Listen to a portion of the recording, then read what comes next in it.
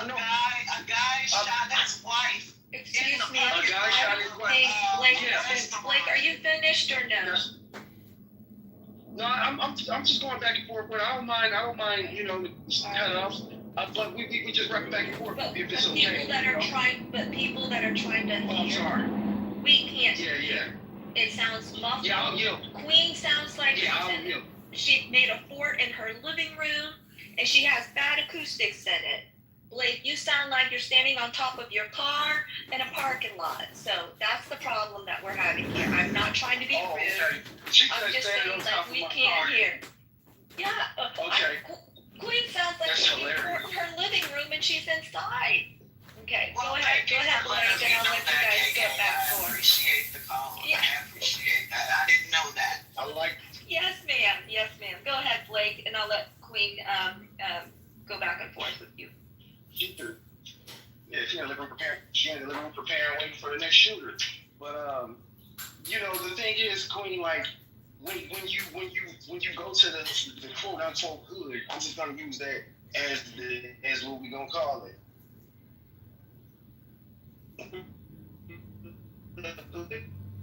Blake, you're in the matrix now, Blake. Blake, you're in the matrix. We can't hear you. In the quote unquote. Oh dang. How about now? You know? You're still choppy. You're still a little choppy. Sorry. Barely. How about now? Yeah. Okay, try this Yeah, now. If not, then I'm gonna Okay. hold on and Yeah. go. Okay, you got it? Yeah. So yeah, I'm saying like when you go to the quote unquote hood versus going to a decent suburb, here's the start, and I'll start with the more minor things that are indicative of the problem of the quote unquote hood, and that is you're gonna see ridiculous amount of loitering in places where people want and need to spend money and people need to make money. You're going to see people loitering and causing a tad bit, usually a minor but enough amount of a nuisance to make people not comfortable to live and pay rent in places to landlords. You have people more likely to destroy owners' property in those areas. You're going to see littering. You're going to see garbage all over the fucking place. This is coming from somebody who's from there and does live there. You know, I've chosen to go back to the city to take a stand on my little patch of grass. I don't own anything, but I'm renting and I'm working. I'm working in that city. My customers are in that city, so that's where I'm working at. But, so I don't want any comments about, oh, you from the burbs. I grew up in both sides. So the deal is, when you go to the quote-unquote hood, you're going to see trash all over the place. And people say that's not a big deal, but that's indicative of the bigger problem. You don't care about where you live. You shit where you lay. People in the suburbs, a Karen will actually curse you out for throwing a soda bottle on the ground. No, Karen pays for the services. And a nigga who did it, who just moved into the neighborhood, is going to curse Karen out for getting in their face and being rude. Yes, she might have came at you rude, I guarantee you, but I bet you've seen 3 times as much rude in the hood than Karen can ever bring from Shaquana. I'm just saying. Now listen, she's gonna be a bitch, she's gonna be annoying, but you're gonna go back and you're gonna tell your mom. Then your mom's gonna come out and fucking go back and forth with Karen. And here we go, is a missed opportunity for an alliance in a neighborhood in which we both need to live. In the suburbs, the police do harass people at night if you don't look like you're from there. You know why? Because they ain't about to play that shit over there. It's always been the saying, when we knew about a certain railroad track that we don't want to cross at a certain time of night, and it's not because we're going to get hung for being black. It's because if you come up in there acting like a nigga versus being a black man who is a person who got a place to be, that's the difference.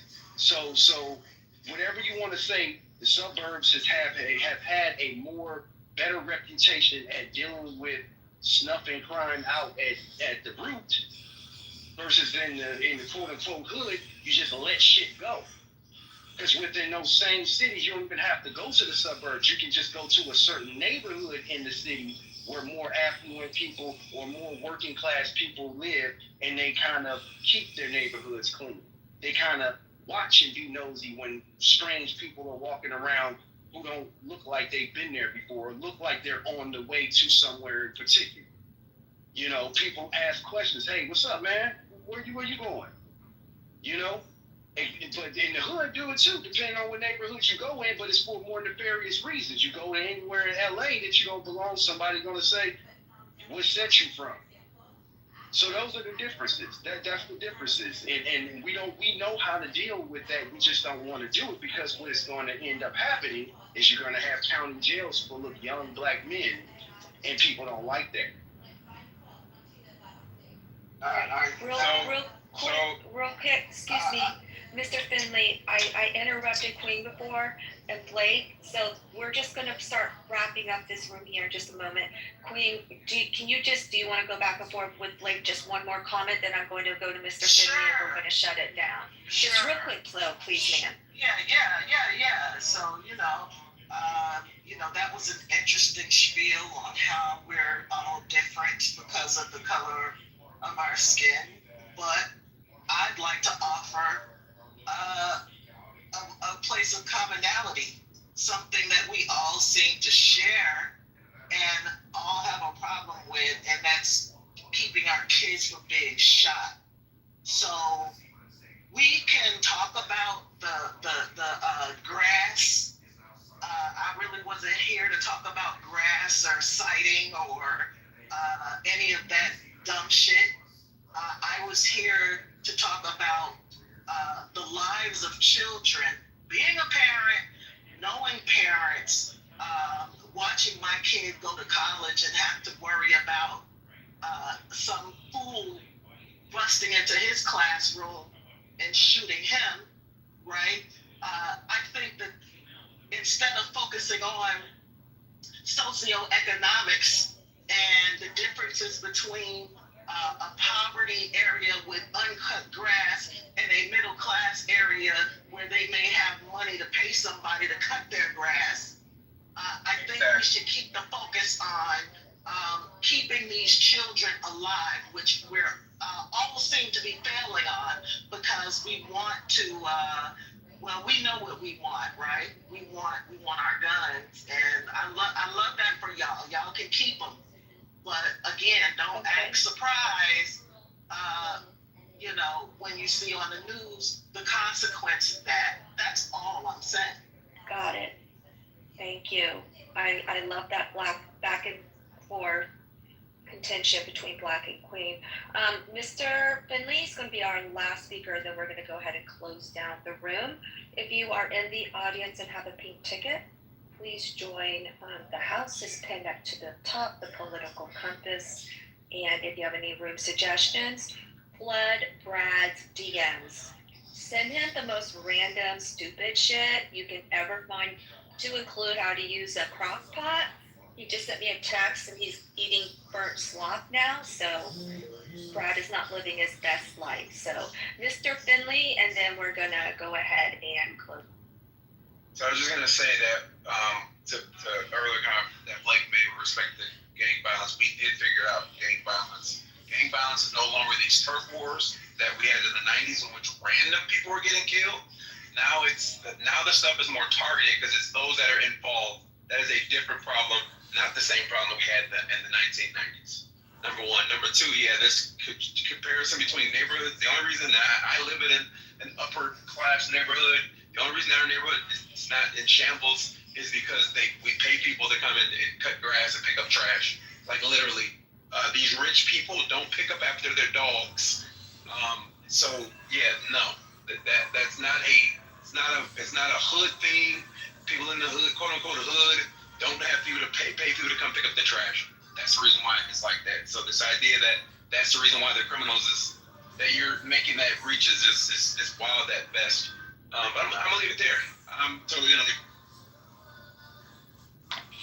I heard what they say. I didn't find that funny, and this shit is just ruined so much for that fucking idea. Well, that's what you get. There's a thing called Uber Eats, sir, and like TV dinners frozen. I should have just cooked it outside built a fire outside in the yard and cooked it. Exactly. That would have been fine. Thanksgiving. So Brad, do you want to close this out then, please, sir? Yes. I want to thank everybody for coming today. Thank you so much for entertaining my afternoon and bearing with the abusive treatment that KK has lavished upon me so heavily. We thank you so much as always. Please make sure you follow us. We're going to be here usually on the afternoons. We'll figure out a schedule and we'll get better with the topics, a little bit more nuanced. We're shaking the rust off. 1 to 4 Central Time. If we need to, we'll open it up a little bit earlier to get you East Coast cats in. But we're going to try. We're working with this, and hopefully you enjoyed today. Come back tomorrow and see what else we got in store. Is there anything else, KK? No, sir. So I'm going to go ahead and close the room in 3, 2, and 1. Thank you. Have a blessed day.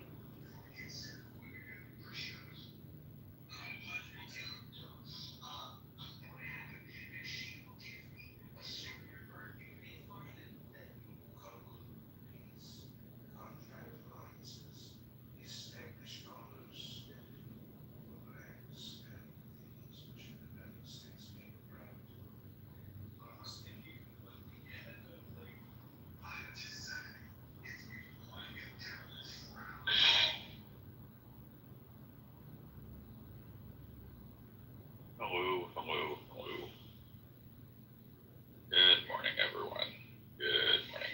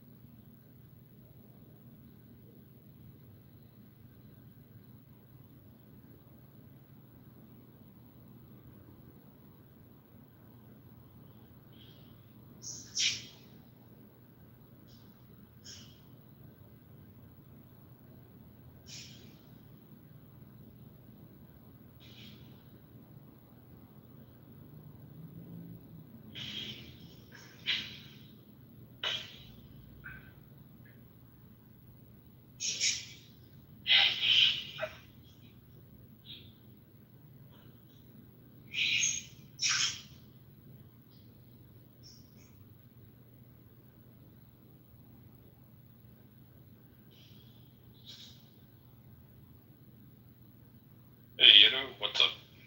How are you?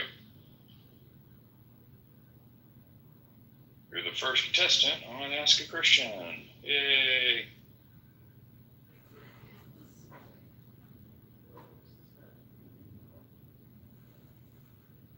Or not.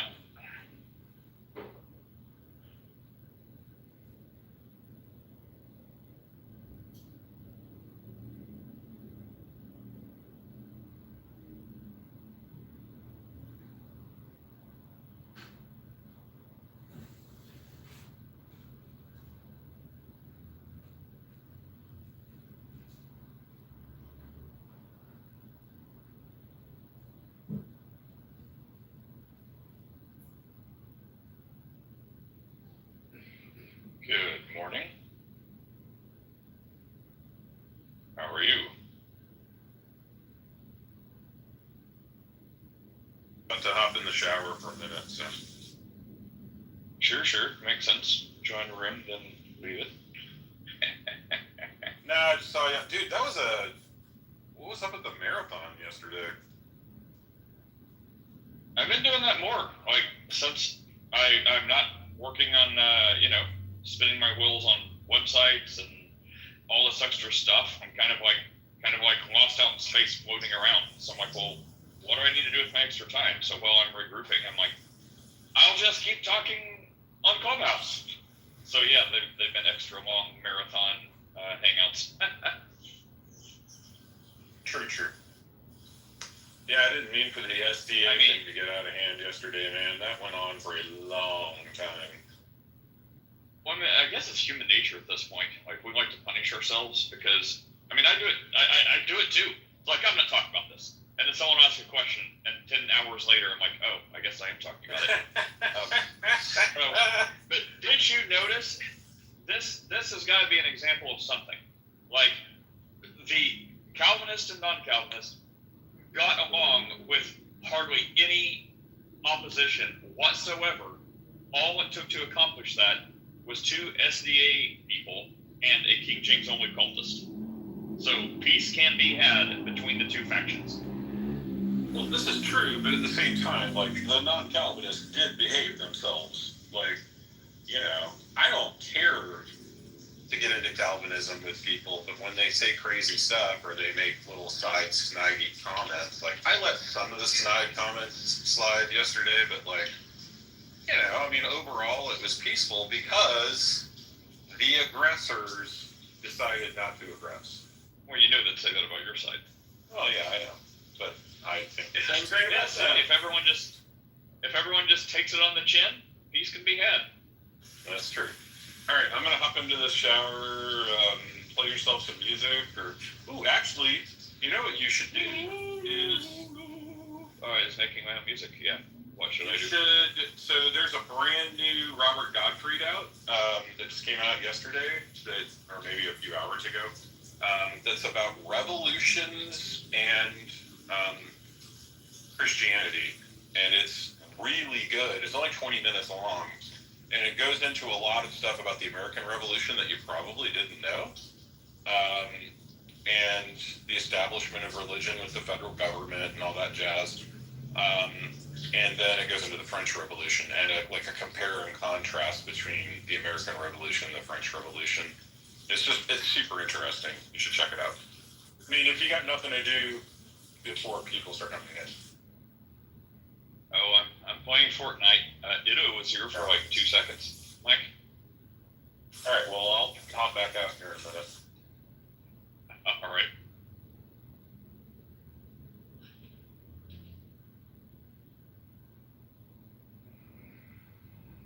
Anyone else watching the replay, this could be your time to shine. Get here early, ask all the questions you want. Oh, hey, Lou. Good morning, Lou. What's up, Lou? How are you? How's your day going? Good. Just got my first break as usual. How are you guys? What's up, good? Just got here, just getting started. Very good.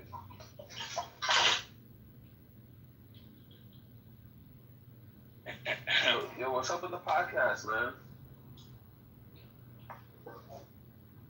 Who do I have to call to complain to? I don't know. I was just telling Chris. I don't know. I'm trying to figure out what I don't know. I don't know, man. I don't know. I don't know anything. I'll call you later.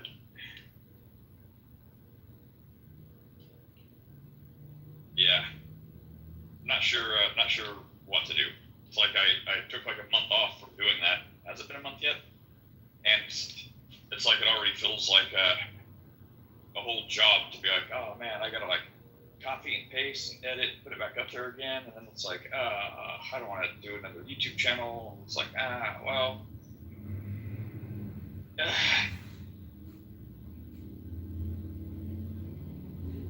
And then also it's been like, very unorganized. Like, it's been going like 9 hours.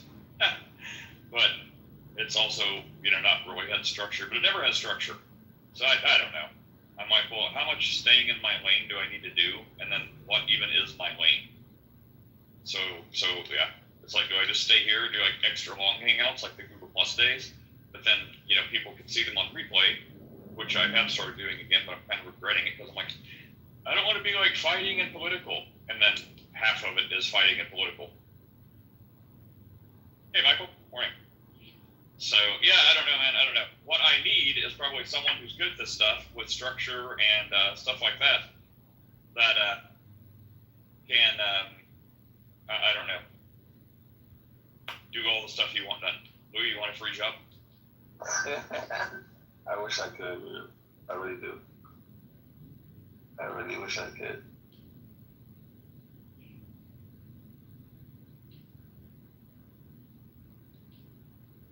How are you, Michael?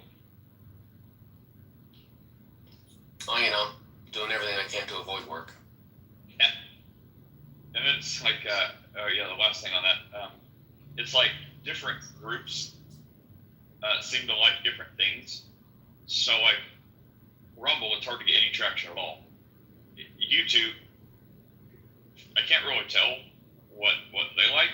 And then BitChute, it's like that was actually the biggest audience of listeners, but I think they really liked all the political conspiracy theory stuff, which is super interesting and entertaining. But I'm like, how much do I want to go out of my way to get us all on some kind of list talking about like conspiracies that are probably true? No one's getting paid, so it's like let's just talk about stuff that's like sensitive topics and not even the gospel. So I don't know. That's where I am. So not even the gospel. Well, we're talking about conspiracy stuff, like aliens under Antarctica and things like that. Oh, see, I just did it again. Yeah. So I don't know, man. I don't know. Hey, one day, Floki. You're having a midlife crisis right here, live on air. Dude, Great. I think so. Oh my gosh. But hey, if this is the extent of it, and I don't have to like go buy a Corvette or anything like that, I guess that's okay. Yeah, if it's going to be a midlife crisis. If you're going to have a midlife crisis, at least buy a Porsche. Come on. I can never do that. You just call me a Porsche. Because that's how it's pronounced. I know. And then there's people like, yeah, man, I got a Porsche. And there's people that's like, you mean a Porsche? I'm like, Yeah, that will land me in jail because I will slap that person. It's hysterical because when my wife and I were in Germany for our honeymoon, so we went to Germany, we rented a 911 there, drove to the Nürburgring, drove around the Nürburgring, and stuff like that. And there was a guy there that was like, oh, this is really cool, look at all these Porsches here. And the side eye that he got from everybody was just like insane, and he immediately felt like a small person. It was interesting. He expected to hear that music, that kind of like wah, wah. They're sure not the guy who like buys a Porsche jacket and doesn't have a car. Yeah, what's funny is that gets railed on a lot. So almost every year, when we're not away, basically the tutor, or they keep changing it from tutor to like IMSA and all these different things. Anyway, the sports car challenge at Canadian Tire Motorsport Park, just east of us. And the years that I do go, I buy tickets for the Porsche Platz, because Porsche always has a big thing there.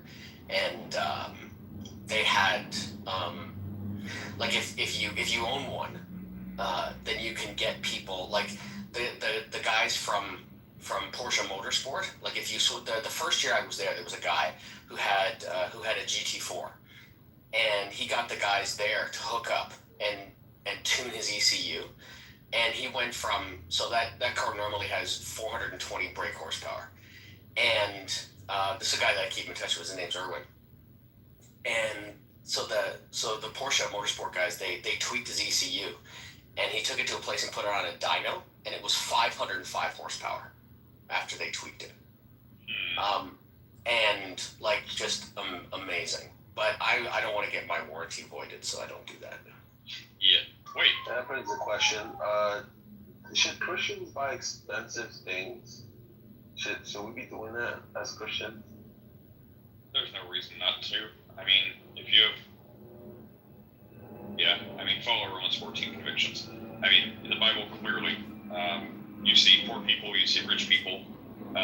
If people love, you know that answer. If people are in love with their money and treat it beyond just a tool, that's very problematic. And I think if you have a vulgar display of wealth that you're like, yes, I have billions of dollars, I have every nice thing, my toilets are made of gold, and you're zipping past every a hungry homeless shelter doing nothing. That probably says something you want to check, do a heart check on. But no, if you're like, yeah, man, I'm a Christian, I'm moderately wealthy, I have nice cars, I like nice cars, that seems fine. I'd say, be generous with giving and stuff like that for people that need it. And then it's like, nope, I don't know anyone that needs it. It's like, have you have you tried looking? Or are you like, nope, I was Have driving you so called fast I me? didn't see. Yeah, like I drove so fast on the way to work that I didn't see a single person needing money. It's like, slow down to 60 miles an hour and see if there's someone that maybe you could hand out a gift card to. I don't know. But no, just having wealth and nice stuff is not in and of itself a bad thing. Do some good with that money. Amen. I like to say, act your wage, right? Be responsible, and no matter where you at in your life, give. And giving doesn't mean money. It could be time. It could be space. It could be anything.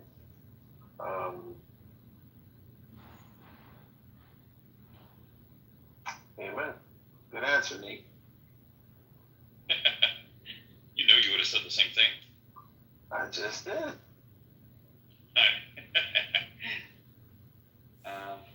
And then there's Michael, who, I'm sure is generous than many Christians. Is more generous than many Christians because he's, talked about him and I guess his giving fund or whatever.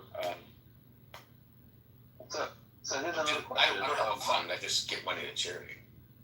I don't drink, but how much? What is drunk? What does that mean? Like, is that subjective? Like, I know you can drink as a Christian, but like, how much is too much? I guess. Is it like the buzz? Is it like, I don't know. What is that? What do you think? I think it's got to be somewhat, the line to crossing it has to be somewhat subjective. Or is it? It's. I'm sorry. Or is it your conscience that's leading when you're too much? When you're doing too much? I gotta go. But that's my question. Yeah, I would say that too. I'd say objective drunk is when people are like drunk and passed out. You're like, yep, there's no question, they're blackout drunk. That line, yeah, would be like, Romans 14, your conscience, right? Because some people will be like, well, when I stumble after every sixth step, that's getting close to the line. It's like, no, when I stumble after 2 steps or whatever, I don't know. However they mark that, and then it's like, as you get more and more tipsy, maybe your line of where am I actually drunk at, you keep kicking that down because you want to keep drinking. So it's like, oh, well, if I was just starting off this way, I'd say this is probably getting close to that line, I should stop. But since I'm, in a happy buzz, I'm going to say, that line, we're going to move that line a little bit further.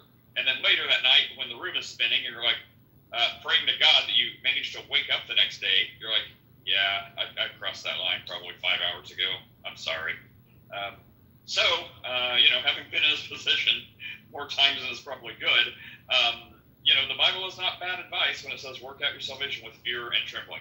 So, I would say that is your ultimate guide. Yeah, like it's interesting. Like there are legal positions, right? Like if you're going to get behind the wheel, I don't know what it is in the U.S., but like in Ontario, it's 0.08, right? Like that, anything higher than that, you can be arrested for DUI. But like, I agree with you that it's completely subjective. So, I mean, how many times have one of us come across somebody? It's like, are you feeling okay? Oh, I'm totally fine. Meanwhile, they can't. Meanwhile, one eye's going in one direction and the other eye's going in a different direction, right? I'm okay, right? So, I mean, I would say that unless you're talking about, kind of the quote unquote, legal standard, then I think of course, it just becomes totally subjective. But yeah, I mean, that's one of the reasons why, we always we make sure that, if people are coming over to our place, because,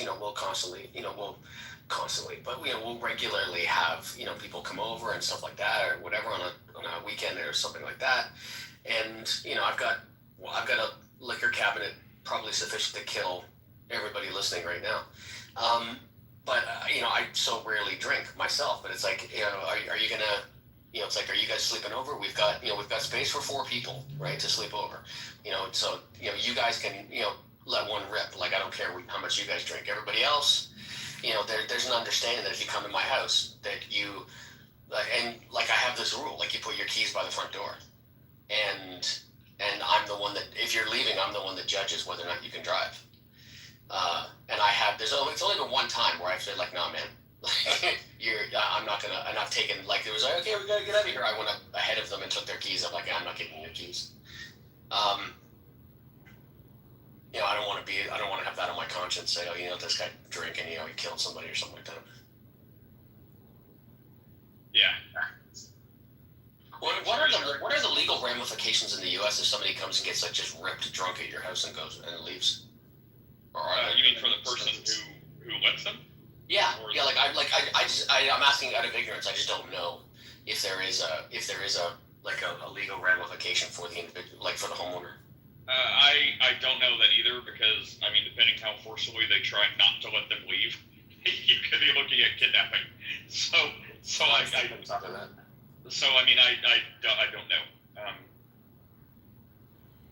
I just don't know that. Felix, how are you? I'm all right. Just listening. You guys were talking about levels of drunkenness and stuff. Like Lou asked the question, biblically speaking, what would be considered drunk? Because the Bible says, you can drink alcohol, but don't be drunk. So how would you know when you're drunk? Is that a conscience thing, or how do you decide that? Well, doesn't that depend on the level of tolerance of the person? That was one of the things we were talking about. Okay. Yeah. I would say I have such low tolerance that a dose of NyQuil, which has 10% alcohol in it, will have me tipsy. Yeah, that's interesting you say that, Felix. Like, my tolerance is next to nothing too. And so, like, when we go down south, the bars open at like 10 a.m. and I'm drunk by 10:15. Okay, I have one drink and I'm done. Like, I'm already like, ooh, yeah, I would not get behind the wheel right now. But it's interesting you say that when you talk about, like, conscience and stuff like that, because you reach a point where you're like, yeah, I got a buzz going on, but then you kind of hit that tipping point where you're like, no, I'm fine, right? Right? And so it's curious that you see that switch over, right, where you go from consciously aware to not aware anymore. You're like, yeah, like this person's so gone, they don't even know how gone they are.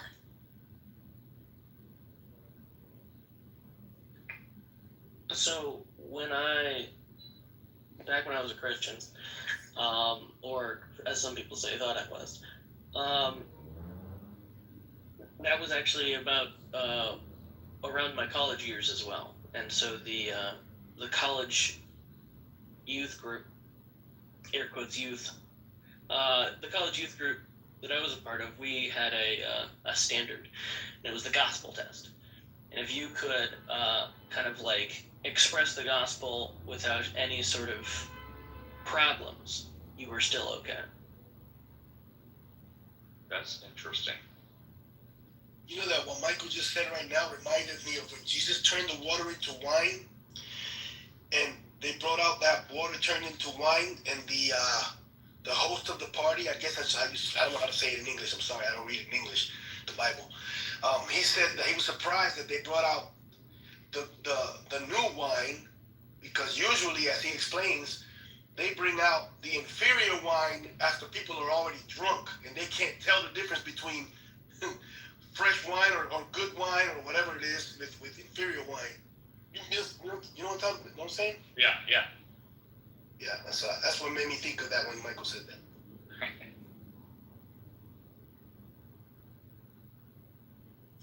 Wine in general, like wine, I don't like wine. I understand that, there's people, a good bottle of wine, this and the other thing. And I heard somebody say once, the best bottle of wine is the one you really like.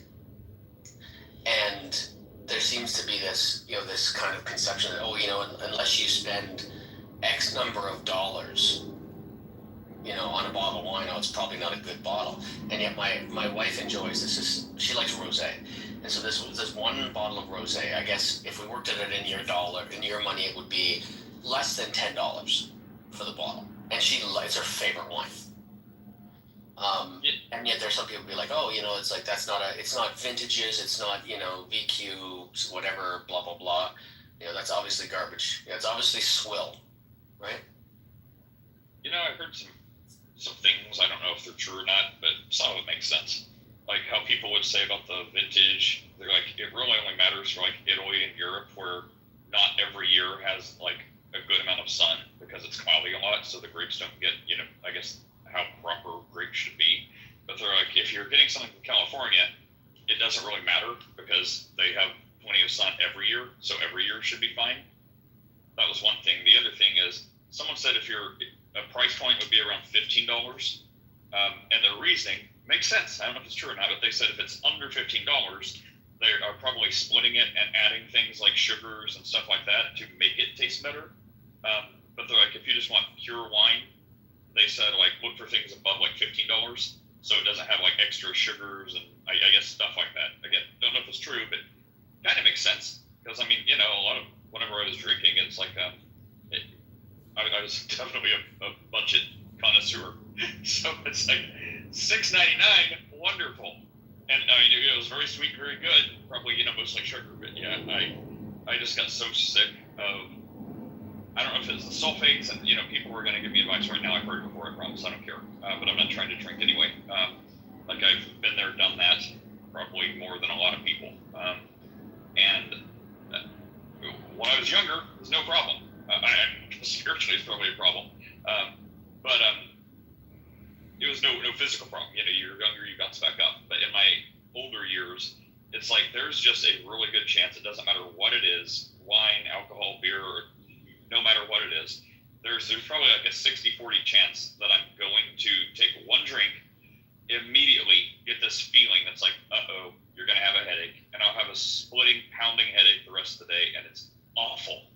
And I have no idea why. Sometimes it happens, sometimes it doesn't. I'm convinced it doesn't have anything to do with the quality or anything like that, because I can do the exact same thing 2 different days and have 2 different results. So finally, I think like last New Year's, the day after was, I think that's the last time I had any alcohol to drink, and I would think I'd like to keep going on that path. So it doesn't even matter that, well, the Bible says you can drink. Well, yeah, but I mean, do I want to take a chance of getting a splitting headache? So that may be the bad reason for stopping. But still, for me, that's kind of where I am. So I'm like, I just got so sick of like awful headaches and high percentage chances of getting those headaches. Basically, if I look at a bottle of beer. So I'm like, nah, man, I'm done. I've got enough headaches. I don't want any more of that. But what's that line Chris Rock said in one of his videos once? You can drive a car with your feet if you want to. That doesn't make it a good idea. And yeah, like I think it's true. Like when it comes, like, so we're coming into, we're going to start to come into cooler weather soon, much to my wife's chagrin at least. And so I start, this is when I'll put, like beef stew in the slow cooker or something like that for the day, right? And beef stew at night. And I use the cheapest bottle of red wine I can find for beef stew. I just want the flavor of it. And I've never had to spend more than, like you said before, like $6 and it usually doesn't even come in a bottle, it comes in a box, right? And I use I get usually 3 rounds of beef stew out of it. So I'll make up, and then I'll put a couple in the freezer and stuff like that. And it's the cheapest bottle. And I don't even let my wife see what I'm using, because I think she'd be like, oh, I can't believe you're using, like, at least use this one. And she's never complained about my beef stew. So gosh, what was I gonna say? Look at us not talking about Jesus at all. Well, it came from how much Christians drink and water and wine. And to be honest, I was like wondering, I'm like, is anyone going to ask a question about Jesus? Oliver, yeah, even Merlot or bourbon. I was part of a bourbon club for a long time, and yeah, like sometimes was fine, no problem at all. Other times, I'm like, uh-oh. After round 1, I'm like, headache's coming. And sure enough, headache came. It's awful. Like, doesn't matter what it is. But, hey, Betty. Hey, Sheep. What's up? How are you guys doing? I was saying yesterday, Chris came in here first. I was saying, did you guys notice how, like, the Calvinist Arminians got along? Okay, so how the Calvinists and Arminians got along brilliantly yesterday. No one like really started a fight, and like all it took was 2 SDAs and a KJV cultist to make that happen. Oh, that's right. Yeah, yesterday there was that guy that I don't want to say grilling. It sounds overly harsh, but that this guy came in and I think he addressed something I said or something. It might have been random. He addressed something that somebody said, and I think it got Chris's hackles up right away, and he started asking him questions. And eventually got to SDA, and then Chris was like, "Oh," but it didn't get terrible. So it lasted about 4 hours. I think you. I had to go. Yeah, I eventually had to tap it. Yeah. It was about 4 hours or more. The 2 of them came in. He got a buddy, and it basically turned into Ask an Adventist. And then after that, a KJV only. Hey, see you, welcome. KJV only guy came in, and it's so weird. Like, it bugs me so much when people get these pet projects, and it's like, okay, you say you're a Christian. What is the main thing we need to know? Well, the Nephilim, you see. No. Okay, guys, you're a Christian? Great. What would you tell someone if you had 5 minutes to share the gospel? Grab a King James Bible and wait. Why? Because it's the official English word of God. All the others have been corrupted. Okay. How much do you think that? Totally. You cannot use the ESV. Oh, okay. Wrong. No. So it bugs me for their sake. Like when they say they're a Christian and it's like they have all these like kind of side pet projects, which maybe we do too. But it's like how beholden to those are you? If someone else says like I'm a Christian, I love God, I just use the New American Standard Bible, and you're like, oh, you can't do that. Well, that's where it would be a problem. So I mean, the guy yesterday, he kept being like, I'm KJV only. No matter how much you guys argue against it, it makes me more sure of my position. But right, well, no, that's not our position. Like if you want to only use the KJV, fine. But the issue everyone here was having, I don't want to talk about the guy because he's not here. CEO, I invite you up if you're not here. You send an invite maybe. I'm here. It takes a while to update. Anyway, so it's like our position is apparently this church is teaching him that the King James Version is the only acceptable English translation by God, and it's so good that it can even correct some of the original autographs, like the things we actually believe are inspired by the Holy Spirit. Like the Hebrew, the Greek, all these other things. I was like, oh, that's a problem. He's like, you still want me to use King James? It's like, no, use King James. We have no problem with that. The problem is saying King James has magical abilities to correct the things we actually believe are inspired by God. That's the problem. And no matter how many times we've said it, he's like, I'm just right. You guys are arguing so hard against KJV that I know I'm right to use it. And I'm like, use KJV. That's not the problem. Anyways, wait, not to change the topic, but sorry, go ahead, Michael.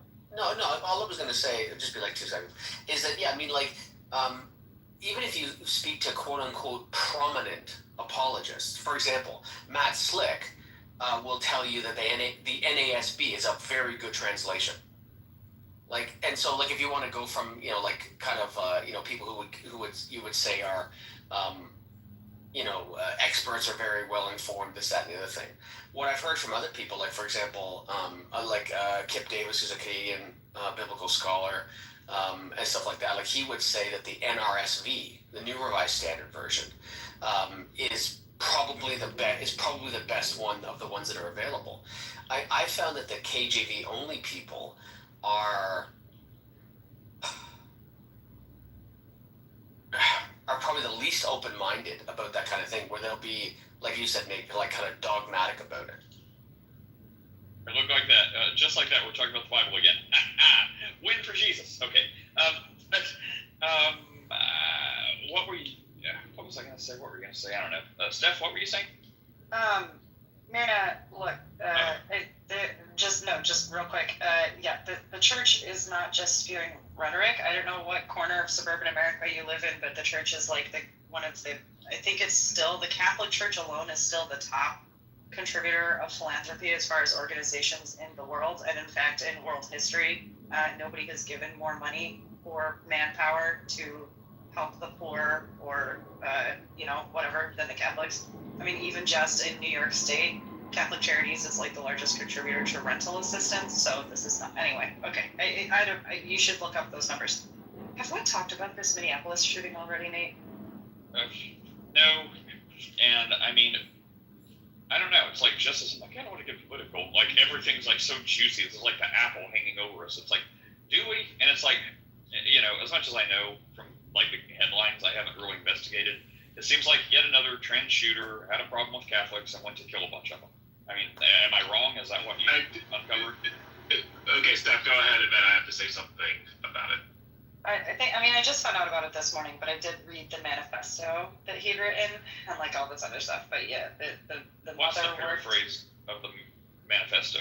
It was actually really creepy. Well, it wasn't a manifesto. It was the suicide letter. It was actually really creepy because it was incredibly like sweet and sad. It was like all about how much he loved his family and asking his brother to forgive his mother and make up with her because she was a good person. And like I don't know, the whole thing was just like really sad. And then apparently at the end it's like, also don't read my journals unless you really want to. But it was like I'm aware that I'm about to throw a wrench in all of your lives, but I've got to do this. Like it was just really, really, really, really, really sad. So it's all about love and forgiving the mother. So why did he have to shoot a bunch of people? I don't know. Well, I haven't read any of them. I guess the manifestos are written in like a secret code that he developed, so they're still working to decode this. Yeah, I don't know. But like written on the magazines for the gun is like, where is your God? And this is for the children. And there's one that says Jew gas. I don't know what that's about. Free Palestine, whatever, all the usual stuff.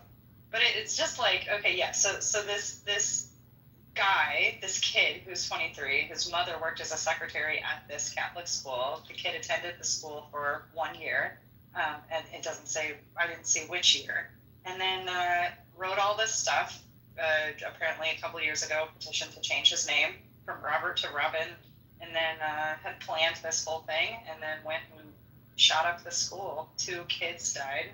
17 people were injured. I think 7 are still in critical condition, but everyone else is expected to survive. Just like horrific. And then weirdly, 2 blocks away, like an hour before, was a completely unrelated shooting at an intersection in the same part of town where another person died. Yeah, to the point earlier about Christian charity, imagine if they then, instead of murdering people, would have focused on running a food bank. Just saying. CEO, what do you want to say? Yeah, I mean, so the coping on this app last night was pretty ghastly. I was in a room where they're like, yeah, so the Republicans just want to focus on him being transgender, but it's just another biological white male doing the shooting. Wait.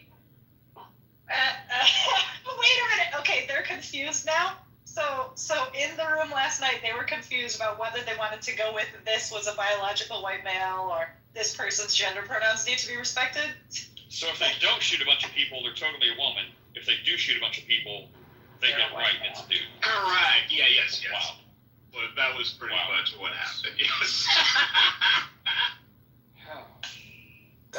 That's absurd. I mean, while it might be fair to say that historically that may be the case,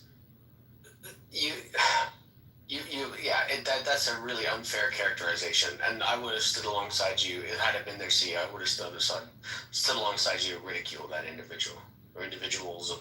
So it sounds like it was many. Because that's just dumb. Sean, welcome. What's up, Sean? How are you? Good morning, everybody. The sickness of this whole thing is we've got 2 dead children, 17 wounded children, 3 wounded teachers. I don't care if the person was black, white, Latino, Asian, transgender, LGBTQ, whatever. You done shot up a bunch of children. 100%. That just goes beyond. I don't care where you land on the political spectrum either. When you do that to children, you're just wrong. That's murder. And attempted murder. Did the shooter at least survive to face punishment? No, I think did they die by themselves or did someone else? No, he took his own life. Yeah. Oh.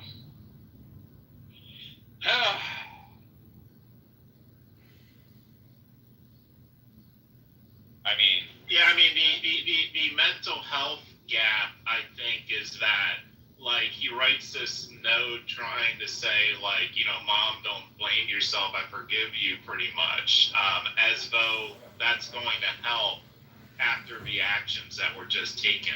Like, of course she's going to blame herself. So it's really strange that he thought that that was going to make a difference and that he went through with this anyway. It's terrible. The letter was just so sad because I was expecting to see some crazy stuff. And there was nothing crazy in the suicide letter except the line that was like, but I have to do that. Like, I have my mission, I have to do it. The rest of the letter was just like advice to the family and talk about how much he felt supported by his mother and by his friends and how much he loved his siblings. And was like, you guys have, like, the whole letter was just, you guys have always loved me and always supported me. I've always felt so accepted and respected by you. Like, as I was reading the letter, it's just like, what happened here? It's just, it didn't, the puzzle pieces don't fit together. Why does somebody who feels this loved and accepted by their family go out and do such a thing? It was actually really eerie. It's like more comforting to see someone write something completely out of their mind. I don't know. I mean, I would wonder, like, you know, any medication or stuff like that. I mean, you know, there's so many questions. Like, I wonder if this could be a cause. Or I wonder, it's like, yeah, that is weird. I mean, you know, just taking what you said, it's like, hey, Mom, hey, love you, you did great, no complaints at all. I'm gonna go shoot up your work now. That was pretty much it, yeah. Hey, Rod, what's up? How are you, Rod? Good morning. I want to say real fast. Okay, so we know we wrestle not against flesh and blood. So the race of the person that's committing the crime is not that important because we're really fighting against we're in the spiritual warfare. But I will say, from time to time, we can't help but recognize the race of the person based on the crime that's committed. Like, you know, it was this drug raid, and, you know, this and that. This guy had on this grill and gold. You might say that was a black person, but if it was this or that, then that was probably white. But see, that we don't want to get too involved or too deep in that unless we're like trying to, you know, protect our family. Hey, you know, be careful in this area, whatever. But my main point for wanting to come on the stage is just to say that, you know, I agree with you guys. You know, I thank God that, you know, that we as believers recognize that, you know, we as Christians, we're not in that just a physical warfare against race. And that's the sad part about it, because, you know, I go to these rooms and these black, or they don't like being called black Hebrew Israelites. The Israelites, they're spinning it and keeping the race war going, and it ought not be. Some of my best friends are white. Most of my best friends are black. It doesn't matter when you have the love of God. And that's the part that I'm glad that I'm seeing you guys are pushing and defending the faith every day. And that's pretty much it. Thanks, Rod. Thanks for sharing. Sean, yeah. I was just gonna say, I think the race and gender only matters from the sense of you're trying to help understand what the person's like life experiences were. So I think that's the only way that it matters. Not so much from a pattern perspective. I mean, but like on the flip side of it, we can all admit, like, if this had been like a Japanese woman who did one of these, we would all be shocked, right? I mean, like, let's not pretend we wouldn't. That is true, but also relevant here is like that a trans person is shooting up a Christian institution. Like, it, you know, we this is all like, okay, one of the sightings, or one of the guy had like written, I guess, all over the magazines of the gun, and then had released some information on YouTube, and that's what people are kind of combing through or whatever. So one of the events that this guy had cited was the Buffalo shooting at the Tops, which I don't know if you guys remember, but that was like a white dude who shot up a Tops in a black neighborhood, claiming. I remember that. Yeah. Okay, so that's also relevant. Like, the white guy shooting up a Tops in a black neighborhood, saying that's because that's where the black people were, is relevant. a trans person shooting up a school full of Christian children and in a church is also highly relevant, right? Like this isn't like, I don't know, like okay, there was a shooting 2 blocks away or whatever, 2 or 3 blocks away on the same day, and that they're saying is completely unrelated, and that was like not racially motivated. It looked like someone was shooting on a corner in Minneapolis, like shooting into cars, right? Like that. So I don't know, was it a personal vendetta? One person died from that, but it's like that doesn't seem to be like, were they trans? What color were they? This was a thick person shooting at cars. So we're not so like interested. But when it's a trans person shooting up a school or an angry white guy shooting up a Tops in a black neighborhood, this does seem like it's worth talking about somewhere, you know? Well, yeah, I mean, what a statistic, right? There's something like there's 3 or 4 quote unquote mass shootings in the United States every day, and yet I think Steph, I think what you said is completely right. Like so here's 2 shooting events a few blocks away from each other, but only one seemed to garner attention. Yeah, why? Well, because it seemed more controversial. Isn't this one that's going to be more, provoking in some way to talk about, right? Yeah, I think that there's a lot of truth to that. But I think it's easier, and it's also when you're talking about a group of people, right? If you can put them in a group, then it's easier to other that group, right? Oh, it's these people did X, these people did Y, these people did Z, and it's easier to malign it's easier to malign a group than it is an individual. Well, this is where it would be, and I hope I don't have to keep talking about this forever, but it's like where some people, on the other side usually, would want to assign hate crimes, where, crime is crime, you don't need to add the word hate to it. We get it, it's already a crime. But for people that want to add hate crimes, this is kind of where it goes next level into that territory. Because if someone like you said the other people shooting stuff, if it's someone who gets drunk in a bar and just goes to shoot people, and there's no other reason than they're mad and drunk, or maybe someone offended him, yes, that's bad, that's already a crime. But if you have 2 like known opposing groups, for whatever reason, race, religion, creed, whatever reason, and then someone of one group goes and like does this kind of thing to another group, it's almost like an extra level. I mean, crime is still crime, but that's where people would get the extra emphasis, and where it gets national spotlights, right? Like when something, I guess that's the reason some garner more attention, because it's like, oh, they weren't just mad indiscriminately going after people. It's like they seem to have a very special animus towards this other opposing group, and I guess that's why it gets the attention, because out of all things being crimes, this one has a little extra something to focus on. But to Russ's point, yeah, I mean, the biggest point is from the Christian view, the eternal perspective. Yeah, this person did a bunch of bad stuff, and hopefully the kids were already believing in Jesus, so they're in heaven. They probably wouldn't change a thing now. But as far as the remainder, the parents and the wounded and things like that, there's a whole spiritual probably crisis unfolding. Like, why did God let this happen? Does God love me? How do I know this? Why would a good God do this? And then they'll read the Bible and they'll get their heads right. But then the person that did this act seems safe to say they're not proclaiming Christian views. So if they're rejecting Christ, doing this evil stuff, their eternal state is very bad. And then half of the grumpy Christians will be like, that's what they deserve. It's like, this is where I don't want to carry water for evil people. But the point is, any loss of life is unfortunate. And then they're like, even that murderer? Yes, because it's unfortunate that murderer had to be a murderer. Get it? And they're like, oh, you mean if that guy hadn't killed a bunch of people, that would be unfortunate? Yes, the whole thing is a tragedy.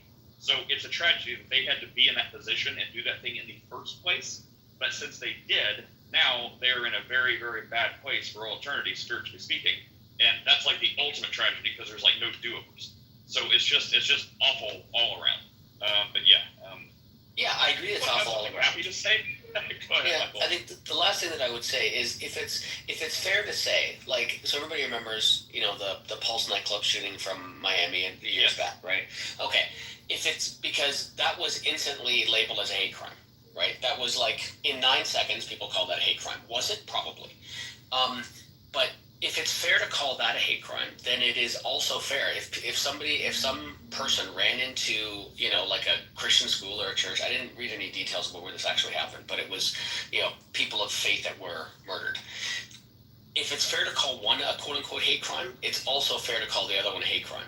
And that's something that I think doesn't get pointed out. Like, it seems, and this is coming from someone firmly on the left, it seems that the left is more prone sometimes to look at something that happens and goes, hate crime, because, both things can be true. Yeah. Okay. Well, I think it kind of exposes bias, right? Because if they want to call one thing a hate crime, then they don't on the other. It's like, gee, it seems exactly the same, except a couple key differences. But Sean, were you saying something? What's up? Is that you, Sean? So, Yeah, go ahead, Sean. let me say this. Before my daughter was murdered in April by that coward she was married to, the Lord had given me a word. And he said it's not about black, white, polka dot, or green, but it's a spirit of murder over this country. And everybody want to make it as somebody's crazy, they done lost their mind. That is not true. People open up the door and let that demon in. And it goes back to the word that someone shared earlier. For we wrestle not against flesh and blood, but against principalities and powers and rulers of darkness in high places. We just got to quit saying people are crazy. They're not crazy. It's not about what religion you are. It's just downright a spirit of murder. And nobody's praying against it. Everybody want to run right here where we live at. The church folks run right here, not worried about their feet being shod with the preparation of the gospel of peace. They want to run right here and dance and shake their tail feathers to the song "Boots on the Ground." And you can't fight against the enemy when you operating in the spiritual realm. I mean, when you're operating in the natural realm. We just got to realize that what it is. It's not about a color. It's not about a Democrat or Republican or independent. It's a spirit of murder. And what are we gonna do about it? I completely agree. The foundation is spiritual rot and decay.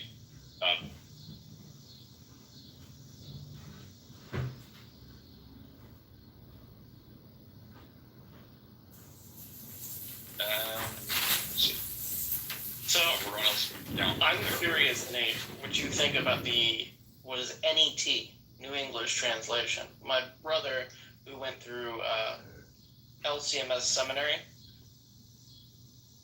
he has developed an affinity for the NET, and he showed it to me. And I don't know, I think the NET version is pretty good. I am not really familiar with that. Does anyone else?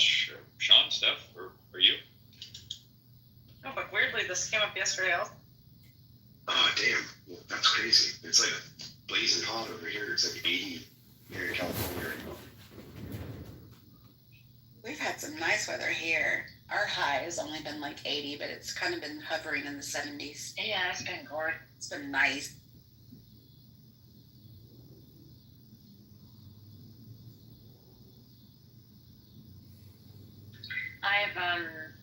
I just avoided another, you know how you have friends on Clubhouse that don't always get along? Well, that's the case in real life too. Like, yes, I consider Clubhouse to be IRL too. Yeah, I don't mean any disrespect. But a neighbor came, like, there's two neighbors that constantly have a contingency, and it's like, guys, just leave me out of it. Just leave me out of it, and they just consistently are.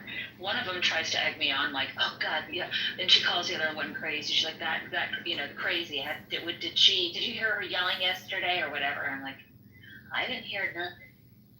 And it's just kind of the same, where it's like, fight your own damn battles and leave me out of it.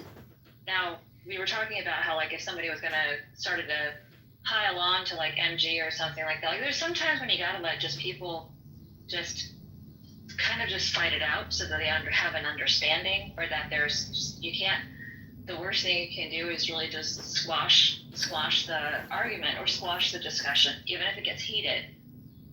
And a lot of people have a tendency to do that when to women who are getting heated or getting, where they're like, well, she's getting just really emotional, whatever. And I think that's not a productive thing to do, because everybody has feelings and everybody feels strongly about stuff sometimes. I used to get so pissed off, and I'd get kind of raised up, get my